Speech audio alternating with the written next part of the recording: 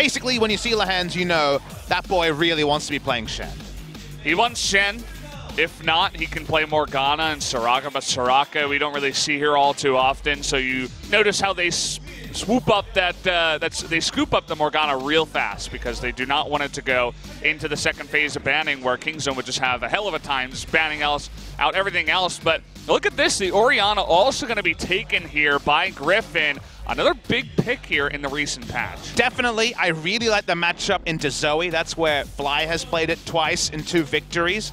I don't know if we're in blind pick Orianna territory. It could, of course, be the Swain, but we have seen Prey have good games on Swain. It's a little bit surprising to see this high priority. We'll see if Griffin's draft is based around this. Chovy's passivity on the Orianna didn't count well in the 1 game they've played on Ori, and his shockwaves in teamfights were almost absent against KT Roll. So that was the game where Yukal's Swain Rise ultimates basically undid any synergy with the Orianna. So we'll wait and see. And the moment you see something like an Orianna, that quarterback-style control mage, Alistair from Gorilla, a legendary pick for him to put more backline threat, and suddenly Nocturne and Alistair start running at Orianna, and there's only so much she can do. Yeah, I mean, it already feels like the draft is swaying in Kingzone's direction. A lot of what we've been seeing up against Nocturne drafts is picking a lot of... So many picks when it comes to what he usually plays will default on the Gnar, a decent ball carrier, if that Mega Gnar is there. Yeah. At least his Gnar win percent has been a lot better. He's 1-0 on that compared to the 0-2 of Cho'Gath. I also feel like the Cho'Gath was a bit of a takeaway as well, because it definitely was one of those higher tier picks, one of the more obvious ones that we see all the time against Nocturne. So Kingzone's like, well, we can just blind pick that instead with everything that else that got banned here. They're going to go for the Gnar and the Ezreal, which means that they need to do a lot of kiting on the side of Griffin.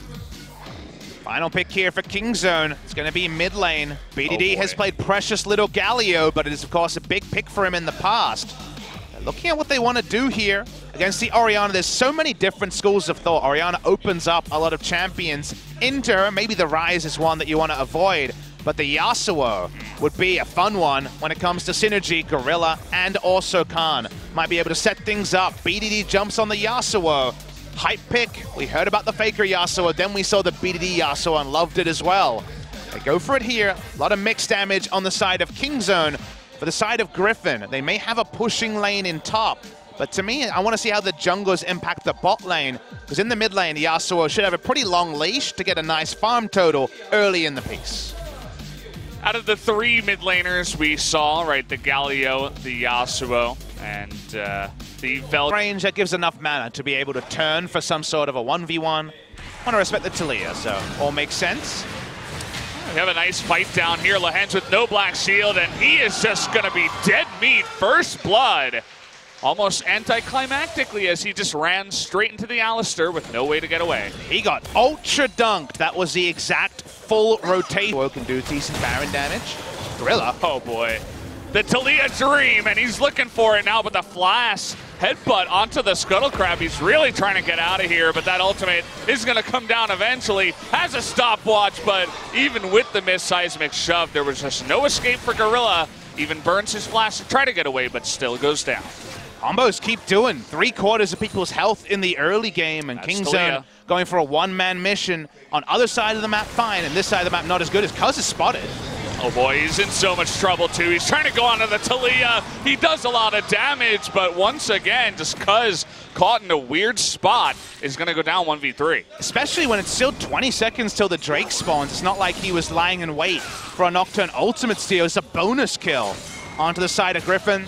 The Gorilla one explainable, that one not as much so as Khan wants to kill. Uh-oh, he gets knocked up trying to dodge to the north. The easiest feast you've ever seen. Khan, he is back. Come in from the Gnar. We're going to take another look at this. There's the ward in the river, and he just sees him on the edge of that there. Is able to use the blasting plant too. Gorilla, it looks cool, but Tarzan once again goes for another wall to go for the kill, and this time it pays off. So I don't see too much Taliyah even in my solo queue games. Getting on the sword boat here, it's not going to work out, and hello Khan.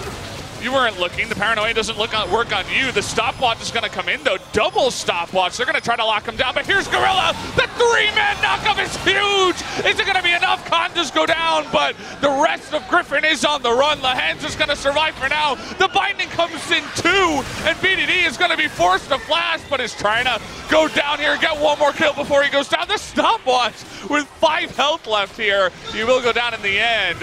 Up in the top side, it looks like Prey is up there all alone. Here comes the Taliyah onto the support by himself. Should be able to take him out eventually. There it is with this chilling smite for the last hit. And Viper, he once more wants to get that final kill on a Prey. The 1Q is going to be close, but he does not continue on the chase. Can't get the cooldown reduction onto the arcane shift to go in. I think the yakety sax music was playing pretty loud in my head. Valdez, Kingzone made a lot of poor choices through all of this. They may end up getting an Infernal just by chance. Khan isn't watching, like you say. Well, we know where he's watching. He's watching the Nocturne ultimate, and then he's like, crap, there's 2 people here. He goes for a solo mission, flashes in for the ult, but that's as teleport is being used, and he now realizes maybe I shouldn't have used my flash so decisively. I've got backup coming. To this point, it's at least explainable where the game is going, but BDD takes most of his health bar just to chip damage from Chobi, gets a flash kill with, I believe, the Ignite, and then from there, he's on no health, wastes his stopwatch. This is not the Yasuo play I was hoping to really watch, and from there, because BDD donated his life for science to the enemy team. Oh yeah. Just Yasuo things. Pick that up.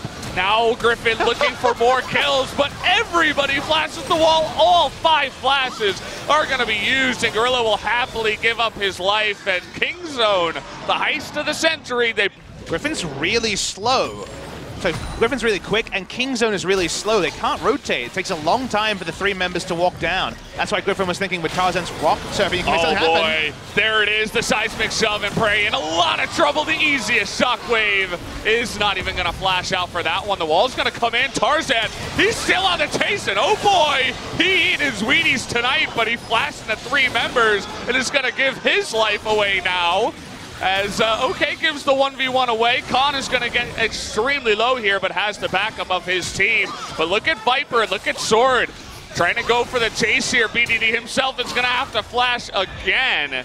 So the Summoners go in the favor of Griffin, but man, Tarzan is getting pretty overconfident on the Taliyah. You can understand why. He's had a huge game, but in that case, going into Gorilla with no ultimate, it's going to be a 50-50. Trying to come on in, here is Cuzz, and he's not going to get it as Taliyah picks it up. Gorilla also going to go down here. The Shockwave gets the DA out of Yasuo, but now Prey in the backline with his Swain is trying to take out Tarzan here, but the rest of Kingzone just on the run. BDD not able to turn it around. Prey gets the kill on the Taliyah. Viper is getting low on mana, but they do get the kill onto Swain.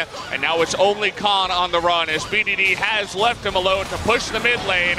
Should be a kill onto the Cho'Gath, as it is 4-on-1. Even with that stone plane, he's really trying to get Lahan's, but the silence is gonna miss.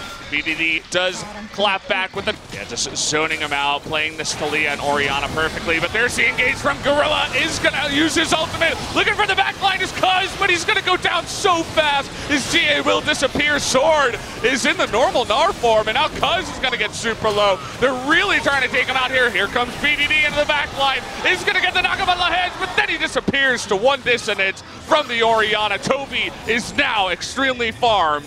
Kingzone is able to go back into the base, and they need to get back here for the defense as the Nexus turret is going to go down. Let's go for trying on the number 2, says Kingzone. But the damage is coming in. Prey gets super low, and they take him out. Tarzan with no more mana, but it does not matter. Griffin do have the damage with Chovy and with Viper, and they will take game number 1 in exciting fashion. 41 minutes to take the cake. Their objective play is what separated Griffin and Kingzone. That was a fundamental that Kingzone had been tricking out on that wasn't working for them here, whereas Griffin getting the Baron and then the Elder forced Kingzone into a lose-lose against the double buffs. You never want to take a team fight. By the time they did, they were poked out, they were low health, and thus they couldn't win. Good game 1 victory for Griffin. The pause did derail the momentum a bit in the mid-game, but Griffin's decision-making ended up being more razor-sharp than Kingzone when it mattered.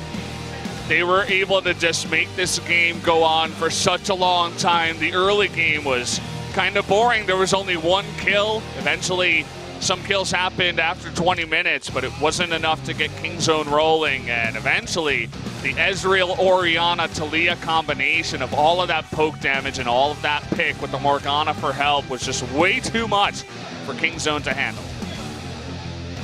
Well, that was a very exciting game number one. Does it mean that Griffin will be able to close the series? Got to say, much more competitive than when Griffin and Kingzone faced just a few weeks ago. Saw Cuzz packing up his keyboard. We all know what that means. We're going to have a player change. Peanut will be coming in for game number two. We wanted Kingzone to be aggressive. They were to a point, but probably not enough. Maybe Peanut will bring the aggression. Certainly. We'll have to wait and see if he can. But guys, first, we'll go to a commercial break before we do get into game number two of Kingzone versus Griffin. Should be a fun one. Go out there, tell your friends.